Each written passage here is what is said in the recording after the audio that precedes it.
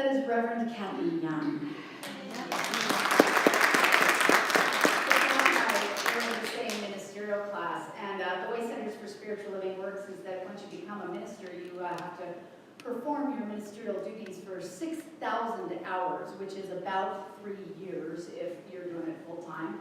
And then you get to be ordained, but you have to go through a panel and fill out paperwork. And so since Kathy and I are in the same class, we are both eligible for ordination, and we take our panels together on Thursday morning. And so I'm grateful that she agreed to be here this week. Thank you. In fact, cultivating prayer from everybody. Yeah, right. So yeah, if everyone's hold us in a prayer, that would be very, very appreciated. So the topic today is collaboration versus competition. And I actually phrase it that way very specifically in my quirky little sense of humor. There's a verses in it. Get it? Collaboration versus competition. I thought there was irony because we want to get rid of the verses. We want to actually collaborate. And then I thought that might be a little subtle and not everyone would get it. So I thought I'd explain it. The month of July, we've been talking about the overall theme in July of spiritual play. And as I've said every week so far in July, we tend to take our spirituality very seriously. And really, God is about joy. God is about play. God is about that lightheartedness.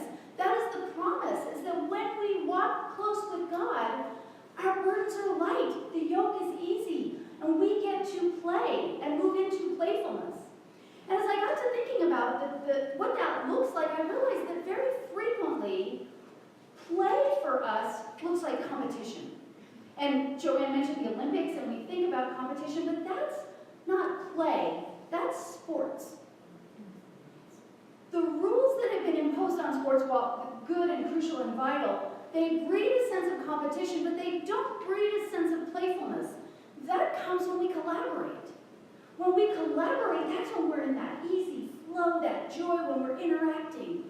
A lot of people say that what made America great is competition, and we should always stick with competition. I can tell you as a historian, that is actually not true. Think about it.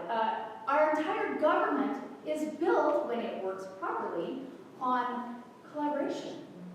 The parties have to compromise. Both sides of the aisle have to come together. Steve always references the time when Tip O'Neill was Speaker of the House as a Democrat and Ronald Reagan was the President as a Republican, and they could go and disagree and then go out and have dinner and figure out how they could find the third way to come to some agreement. The only times when our government does not work is when they forget to collaborate, the Civil War being the biggest example of that, although currently might have a little bit of that going on as well. So collaboration is really when the highest good can come through. Collaboration is what we're after, not so much competition. Interestingly, everything about success talks about collaboration. You see that over and over again. So when we are wondering if we're in collaboration or when we're in competition, we want to remember that we want to play. Play. So, people first. People first. Collaboration is putting people first. Every success book talks about the importance of relationships. Every spiritual tradition talks about the importance of relationships. I don't think that's a coincidence. People come first. Sometimes when we get that competitive mindset, it's all about us. It's about me, and I want to beat my time, and I want to beat my opponent, and I want to be the best I can be. That comes from a belief in scarcity, a belief that it is a zero-sum game, and I have to get as much as I can get before the other person does. But that's not the way the world works. It is an infinite universe. There is all that we could ever need, and so when we work on our relationships, we realize that there's this joyous, co-creative thing that happens when we collaborate. And that's how we can get to where we want. Nobody can get to where they want alone. It's always got to be about people first. People first. And the way this looks is that you reach out to people. When you sense a conflict, reach out to people rather than go to the more competitive, litigious spirit. There's a great story about Herb Kelleher, who's the CEO of Southwest Airlines. How many of you fly Southwest? Love Southwest, yes, yeah. They're so quirky. I just love them. They're so fun. I mean, talk about being playful. But Herb Kelleher is very collaborative. So back in 1992, he's got a reputation for being out there and kind of off the wall anyway, but Back in 1992, they decided to launch a new ad slogan, and it was just plain smart, but plain P-L-A-N-E instead of, so. Anyway, very clever, right? Problem, Stevens Aviation already used the line plain smart. And so the CEO of Stevens Aviation is a guy named Kurt Herwald.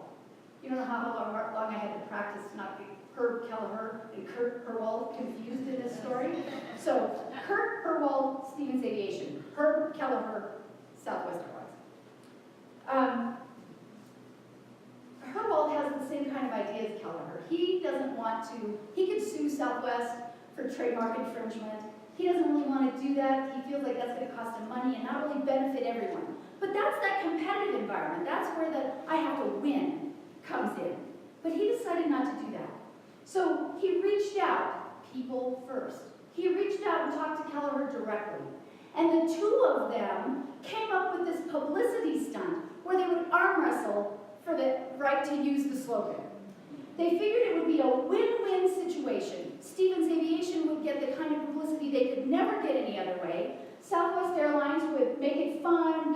They had it in Dallas so all their employees could come. And they called it the Malice in Dallas. And so they met. The media hype was crazy. They both hyped it up. I mean, they both called in stand-ins to come, professional wrestlers to come. They did 3 rounds, and it was just a zoo.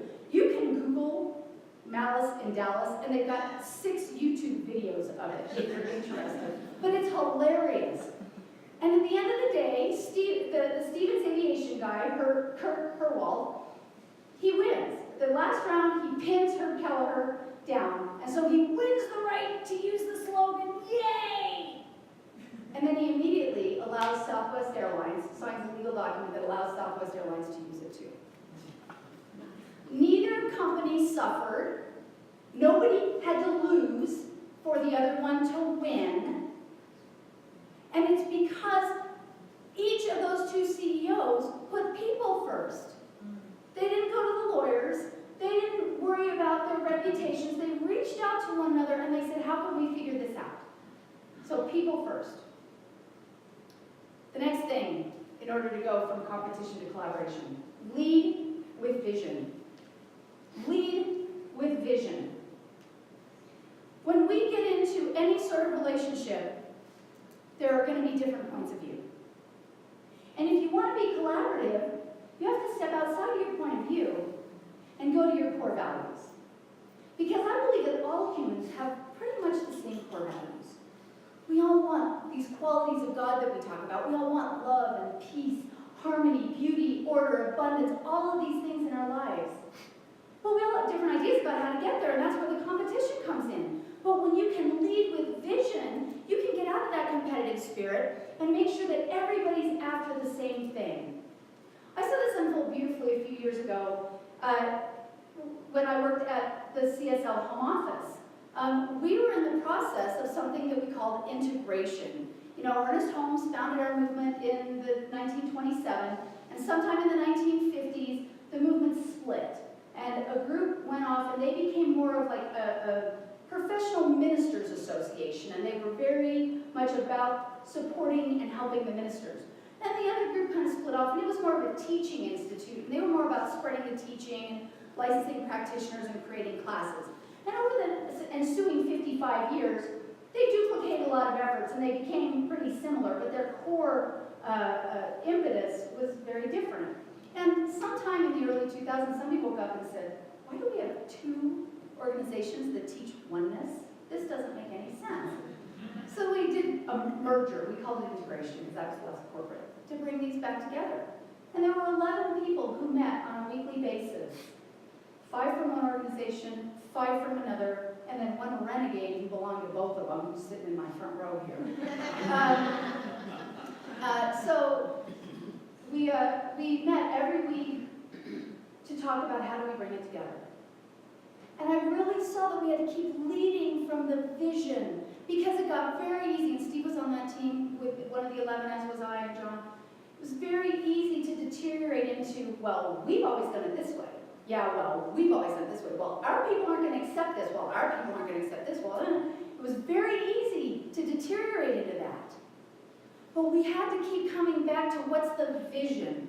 The vision is, we called it the third way. Not your way, not our way, the third way. How do we keep that vision front and center? And that when we would do that, we could let go of the what then seemed a little more petty differences between the organizations and hold to what we wanted, which was to bring it together into one. And we did. It took us 3 years, but we did. And it is now just one organization for spiritual living, because we kept the vision front and center always. And the times we lost sight of the vision, or when things started to run amok, we had to come back. So lead with vision. Act congruently. That's the third one. Act congruently. If you want to be collaborative, and if you want to be playful, you have to act congruently. Congruence in the dictionary means agreeing or corresponding. It's a mathematical term. When two angles are congruent, you know what I'm trying to say. They correspond. But I love those words when I look them up in the dictionary. Agree and correspond. Talk to people. Act congruently. Be who you are all the time. We've all known people who act incongruently. They're one person in one setting and another person in another setting, and they do one thing and they say another. And how do you feel about trusting those people? You don't. I mean, I don't mean to talk politics, but watching the election, I don't care what party you are, both sides do it. But watching the election, how the rhetoric is at one point, and then when the target audience is a different target audience, the rhetoric switches a little bit. I think that's why there's mistrust for politicians. It's because there's no congruency. It doesn't feel congruent. You don't know what you get. And in order to collaborate, you have to work with people who are congruent. And you have to show up congruently. You can't be collaborative if one day you agree to something, and then 3 days later you say, you know, I really didn't agree. I kind of said I agreed, but I don't really agree, and so I'm going to do it this other way. That's not a collaborative. That's crazy making. There's a great story about my favorite politician, Abraham Lincoln. He was known as honest David. He was known as one of the greatest presidents. The historians agree he was probably the best president that the United States has ever had. If you read the literature, every historian agrees about that. And the reason, above anything else, was that he was absolutely congruent. He was who he was. He did what he said he was going to do. He kept his word, even when it was unpopular. And he said what he needed to say, even when he was in disagreement with people. There's a lovely story about him writing during the Civil War. He's riding in a stagecoach, and a colonel gets on, and he's thanking the colonel for his service in the war and everything, and they're having this great little relationship going, and the colonel pulls out a flask of whiskey and starts to drink and says to Abe, would you like a drink? And Abe says, no, I don't ever drink whiskey, thank you. And the colonel keeps drinking and gets a little drunk, and then pulls out some cigars, and he's starting to smoke a cigar, and offers one to Abraham Lincoln, and he's starting to do the peer pressure thing. Come on, just have one, come on, just have some. And the story goes that Abraham Lincoln says, sir, I do believe that I'll have a cigar with you, but first I want to tell you a story. When I was 9 years old, my mother was laying in bed, and she was very, very sick. And she called me into her bedside, and she said, Abby, I'm probably not going to get better. And so I want you to promise me something, that no matter where you go or what you do in your life, you won't drink whiskey and you won't use tobacco. And Abe says, and I've never broken that promise until now. But if you think it's worth it for me to have a cigar, I'll go ahead and have a smoke with you. And the colonel stood up in the stagecoach and saluted Lincoln, and obviously did not give him the cigar. That's that congruence. But do we always have the courage to act congruently?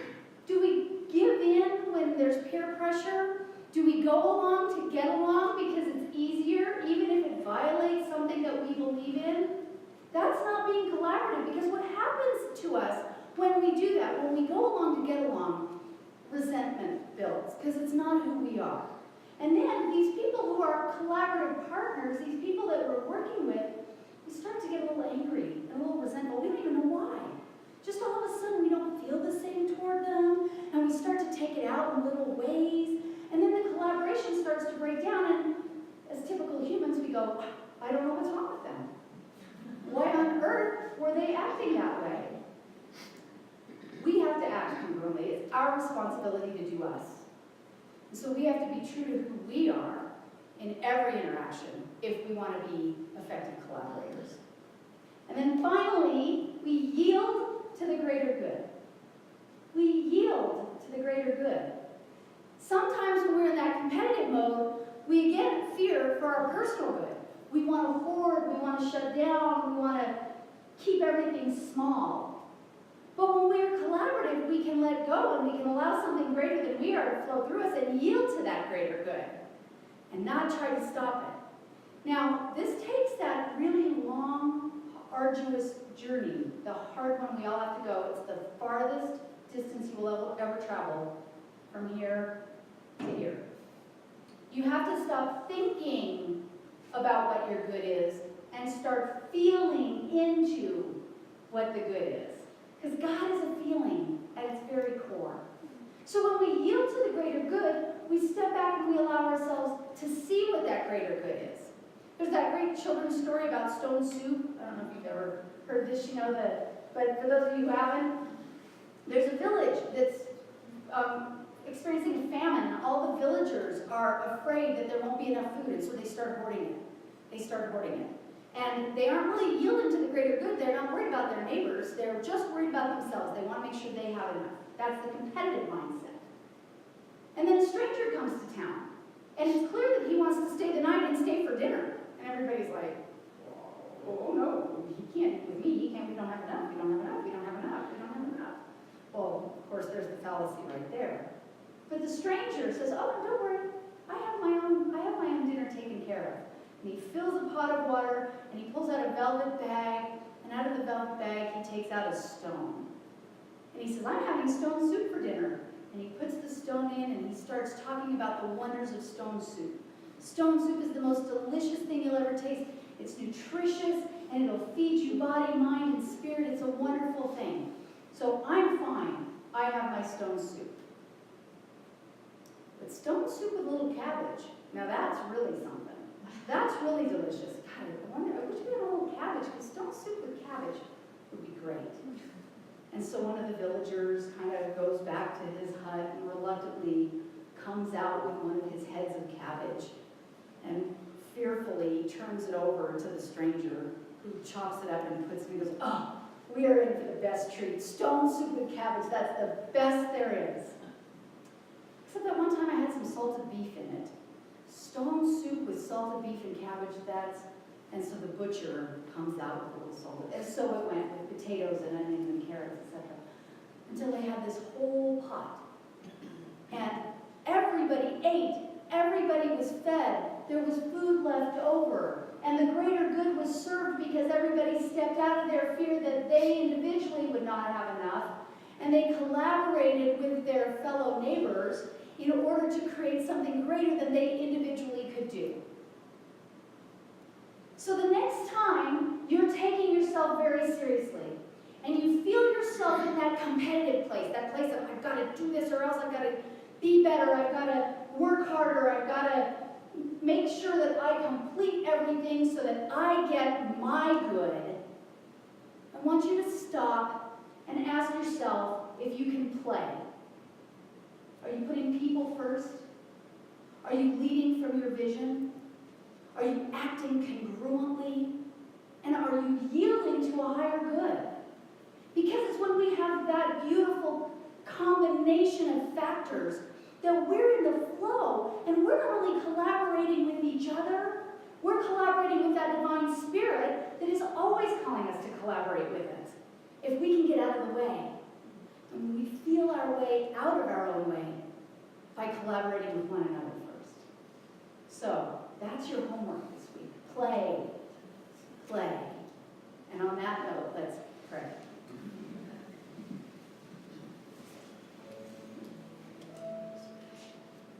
Oh, how good it is. How good it is to be here today. How good it is to know that there is only one life, one spirit, one God, one power that is always good. It is always collaborating with us, whether we collaborate back, to bring us our greatest good. It is loving us, caring for us, uplifting us, and inspiring us to know a greater truth about who we are. Because the truth is we are all emanations of that divine life. We are all one with that spirit. We are all one with the power and the peace and the presence and the love that is God. We are never separate from our good. We are never apart. There is no need to fear. I deny the truth of anything that says that there is lack, limitation, or scarcity. And I open up to the absolute truth that this is an abundant, collaborative universe. That 2 + 2 = infinity. And I accept and know for each one of us that we take this new truth to heart. That today we have a new thought about who we are. We have a new thought about how we conduct our lives. We have a new thought about how we leave here today and go into the world more collaborative, more embracing, more acknowledging of the good that is always around us. And so it is with a profound gratitude that I just give thanks for the presence of Spirit. I give thanks for that life. I give thanks for the love that is in all of us and the way it shows up so beautifully as each of us. I know for all of us here, listening to us later online, or wherever people are worshiping, that the truth is that we are all one. We are all meant to be here for and with one another. There is no separation ever, ever, ever from each other or from our good. And so with profound gratitude for this truth, with profound gratitude for the consciousness of each person present who allows for this joyous collaboration called Foothill Center for Spiritual Living, with gratitude for that law that always works no matter what, I just release these words, allowing them to go forth, to be transformed by that alchemy of love and law, knowing that they must come back done.